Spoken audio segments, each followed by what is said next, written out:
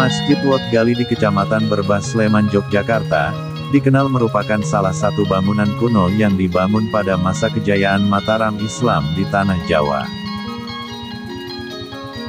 Masjid Wat Gali berada di pinggir komplek Bandara Adi Sucipto, Yogyakarta. Di sebelah dalam komplek bangunan masjid terdapat makam Pangeran Purboyo beserta istrinya, makam Pangeran Purboyo II, Ibunda Pangeran Purboyo, makam Ki Wirosobo dan Kiai Bang Bintulu, emban Kinasih luar yang menjaga Pangeran Purboyo semasa ia masih kecil dan emban Kinasih yang bertugas menjaga Wahyu Gagak Emprit. Semasa kecil Pangeran Purboyo memiliki nama Joko Umbaran atau Raden Damar, yang artinya pemberi terang. Ia merupakan putra Danang Sutawijaya, Raja Mataram yang berjuluk Panembahan Senopati, hasil perkawinannya dengan putri Ki Ageng Giring. Perkawinan Danang Sutawijaya dengan putri Ki Ageng Giring, tak lepas dari peran Ki Ageng Pemanahan, yang tanpa sengaja meminum kelapa muda yang di dalamnya berisi Wahyu Gagak Emprit dengan sekali tegukan.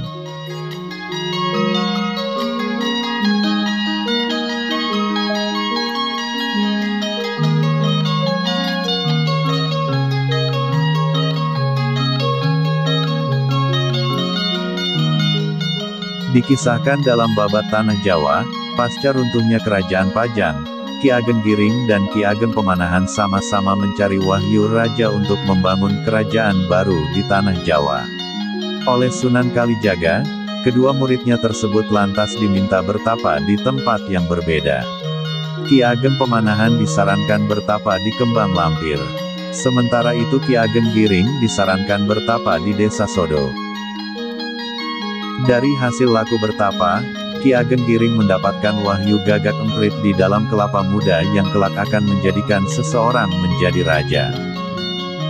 Akan tetapi tanpa disadari, buah kelapa tersebut tanpa disengaja diminum sekali tegukan oleh Ki Ageng Pemanahan.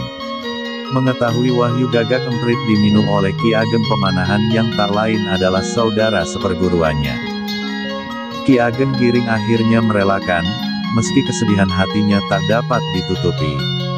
Untuk menjaga hubungan kekerabatan dan melanggengkan kekuasaannya kelak, putra Ki Ageng Pemanahan yang bernama Danang Sutawijaya, lantas dijodohkan dengan putri Ki Ageng Giring.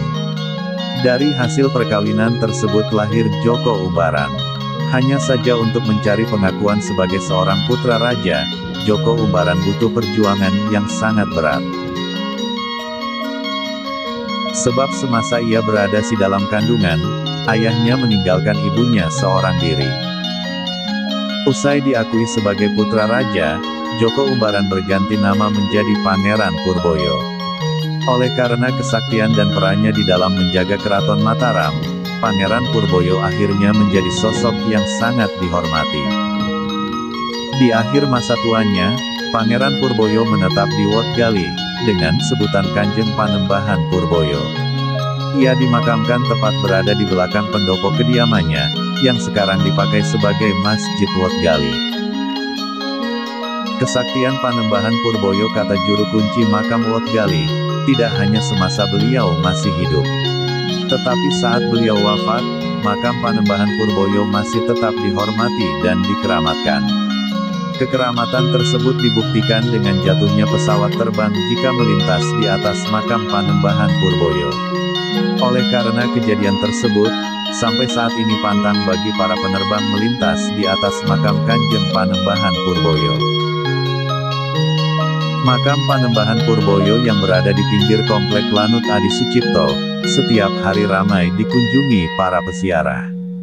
Kedatangan mereka tidak hanya melakukan ziarah saja, tetapi ada juga yang ngalap berkah, memohon doa dan meminta hajat kepada Tuhan agar dikabulkan, usai berziarah di makam Panembahan Purboyo.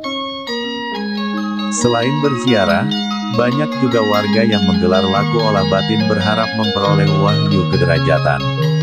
Seperti penjelasan tokoh spiritual Aryo Jati.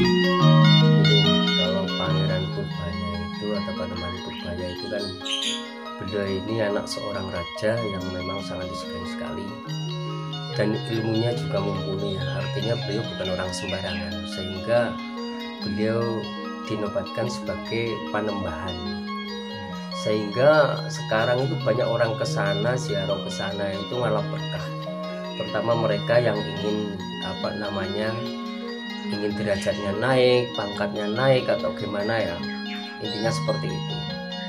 Mereka bertawasul atau ngirim hadiah doa ke sana terus memohon mengungkapkan permintaannya kepada Tuhan Yang Maha Esa, sehingga dengan seperti itu akan mempermudah apa hajatnya mereka supaya terkabulkan. Terus syarat untuk permohonan hajat itu apakah perlu semacam bunga atau ubur sampai apa pada waktu ziarah? Ziarah pada umumnya itu dengan menggunakan bunga, biasanya seperti itu. Tapi kalau di sana nanti kan ada juru kuncinya, itu nanti ada tata caranya lah, ada juru kuncinya sendiri, sehingga kadang kan satu tempat sini dengan yang lain biasanya berbeda. Menurut masyarakat kita ya? Iya, karena kan itu sudah satu tradisi yang sudah menjadi keyakinan orang Jawa ya. Dan itu memang dari dulu seperti itu sudah ada, sehingga yang penting kan gini, namanya tawasul atau wasilah itu bukan berarti kita itu meminta pada yang ada di situ, enggak. Kita tetap minta pada Tuhan, sehingga melalui pelantara yang ada di situ, sehingga nanti mudah terkabulkan. Bukan berarti kita untuk meminta yang ada di kuburan itu nanti akan terjadi hal-hal musyrik atau kurang pas lah, yang jelas seperti itu. Makanya ada juru kuncinya untuk memandu. Sosok beliau itu orang yang istilahnya sangat disegani, sangat dihormati, dan waktu itu atau zaman itu beliau ini orang sakti lah, yang jelas ilmunya itu mumpuni, baik ilmu batin atau kanuragan dan lain sebagainya memang sudah teruji lah ya. Makanya beliau juga sebagai panembahan Purbaya. Pria yang akrab disapa Gus Aryo tersebut mengatakan, hajat para pelaku ritual yang ingin memperoleh wahyu kederajatan sebenarnya, nunggak semi terhadap pelaku perjalanan hidup Pangeran Purboyo. Selain itu, pelaku ziarah juga untuk mengingatkan kita dengan kematian, agar di dalam menjalani hidup senantiasa kita selalu waspada dan ingat kepada Tuhan Sang Maha Pencipta, jelas Gus Aryo dalam keterangannya.